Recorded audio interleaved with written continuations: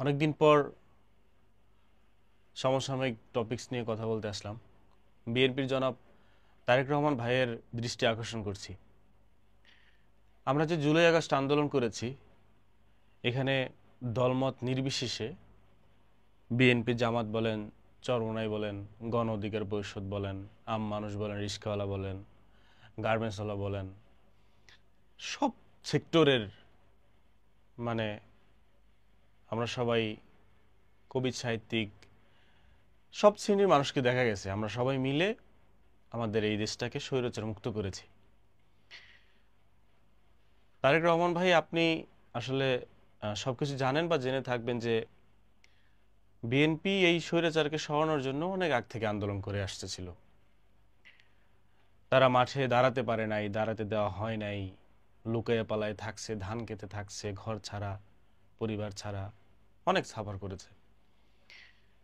তো লাস্ট যখন July August আন্দোলন হলো, দলের ভিতরে একটা দলকে পতনের ব্যাপার থাকবে, বা বিএনপির বা অন্য দলের একটা স্বৈরাচারকে মুক্ত করার একটা ভাবসাব থাকবে, একটা তাদের কথাবার্তা ওইরকম থাকবে, এটা নর্মাল। কিন্তু ছাত্ররা যে আন্দোলন শুরু করেছিল কোটা সংস্কার আন্দোলন, এই কোটা সংস্কার আন্দোলনে কিন্তু বিএনপি বলেন, অন্য দল বলেন, সবার একটা হামত ছিল যে আমরা তোমাদের সাথে আছি, স্টুডেন্টদের সাথে আছি। নর্মালি কোটা সংস্কার আন্দোলন কিন্তু ভিপি নূর ভাইরাও করে আসছিল 18 সালে। তো জুলাই আগস্ট আন্দোলনের যেই আন্দোলনটা, সেটা কিন্তু কোটা সংস্কার আন্দোলন থেকে আন্দোলন চলমান ছিল। তো এরপর যখন দেখবেন আপনার এই যে রংপুরে বেগম রোকেয়ায় ইংরেজি বিভাগের স্টুডেন্ট মারা যাচ্ছে, এখানে স্টুডেন্টকে মেরে ফেলা হচ্ছে, এই আওয়ামী লীগের মানে পুলিশ বাহিনী বলেন, ছাত্রলীগ বলেন, যে যেভাবে পারছে মানুষ মেরে ফেলতেছে। তো ছাত্রদের ভিতর থেকে তখন কিন্তু একটা তীব্র ক্ষোভ আস্তে আস্তে তৈরি হতেছিল যে আমরা আন্দোলন করতেছি, কোটা সংস্কার আন্দোলন হবে, সংস্করণ হবে, সংস্কার হবে, সেখানে আমাদের ভাই বোনদেরকে মেরে ফেলতেছে। এটা কিন্তু আমাকে এক সেনাবাহিনী বলছিল আন্দোলনের সময়। লাস্টে খুব ভয় পেয়ে গেছিলাম যে আসলে কি হবে। আমি হাসিনার বয়স গুনতেছিলাম যে হাসিনা এখন কত বছর হয়েছে, সে আর কত বছর বাঁচবে, এই কত বছর লুকিয়ে থাকতে পারবো কিনা। তো তখন আমাকে এক সেনাবাহিনী বলছিল যে কাফি, এই বাংলাদেশে লাশ যত বেশি পড়বে তত এই সরকার চাপের মুখে পড়বে। তো ঠিক তাই হয়েছে, লাশ যত বেশি পড়তেছিল, শেষ মাস বঙ্গবন্ধু কন্যা হাসিনা এই বাংলাদেশে থাকতেই পারলো না। তো এই জন্য এটা বলবো বিএনপির তারেক রহমান ভাইকে যে ভাই, আগামীর বাংলাদেশ আপনার, আপনার বিএনপি, আমার বাংলাদেশের বিএনপি বিশাল দল, জনপ্রিয় দল। এই দলটা কিন্তু দিন দিন মানুষ অপছন্দ করতে শুরু করছে। মানুষ বলতে শুরু করছে যে আগামী নির্বাচনে আমরা বিএনপিকে ভোট দিব না। বিএনপি আওয়ামী লীগ কিভাবে যেন বলে, মুদ্রার এপিঠ ওপিঠ, এই কথাগুলো বিএনপিকে বলতেছে মানুষ। এই জায়গাটায় আমার মনে হয় আপনাদের কাজ করা উচিত। এক জায়গায় চাঁদাবাজি কেন করতে হবে? আমি আপনার, আল্লাহ আপনাকে দুইটা হাত পা দিছে, যারা চাঁদাবাজি করে আর কি তাদের কথা বলতেছি। একটা মানুষ ব্যবসা করতেছে, সেখানে কি আপনাকে চাঁদা কোন কারণে দিবে? কি জন্য? আপনি কে? হু আর ইউ?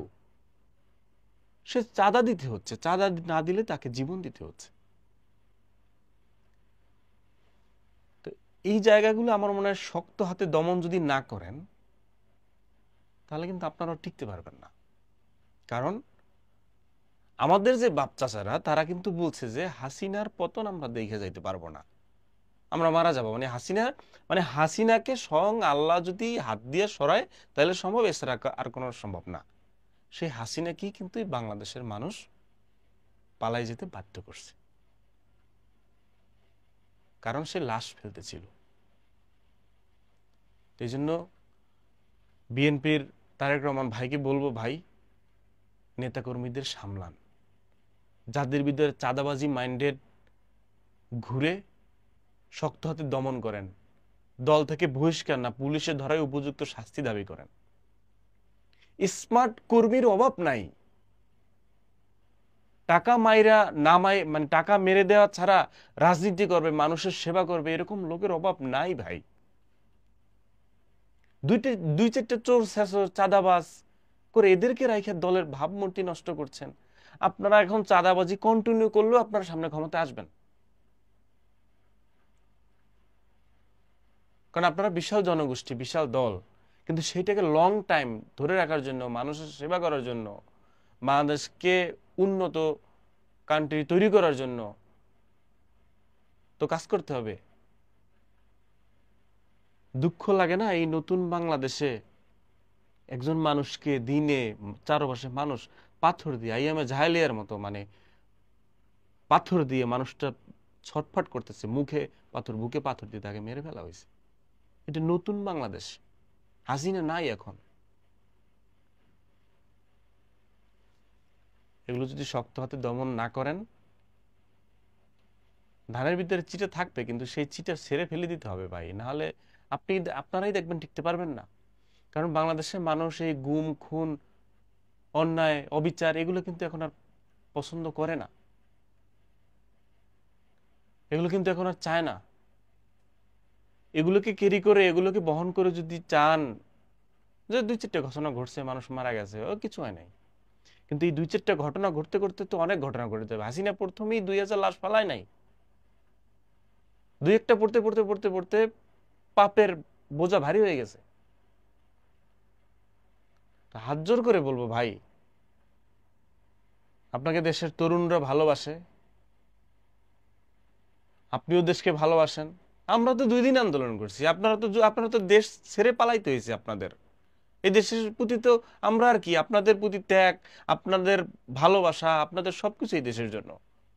সুতরাং এই নিউট্রাল বাংলাদেশকে, স্বৈরাচার মুক্ত বাংলাদেশকে এগিয়ে নিয়ে যান। মানুষ কিন্তু অপছন্দ করতে শুরু করছে আপনাদের কর্মীদের। মানুষ কিন্তু বলে না কোন যুব দলের নেতা মারছে, মানুষ কিন্তু বলে বিএনপির কথা, যে বিএনপিকে ভোট দিব না।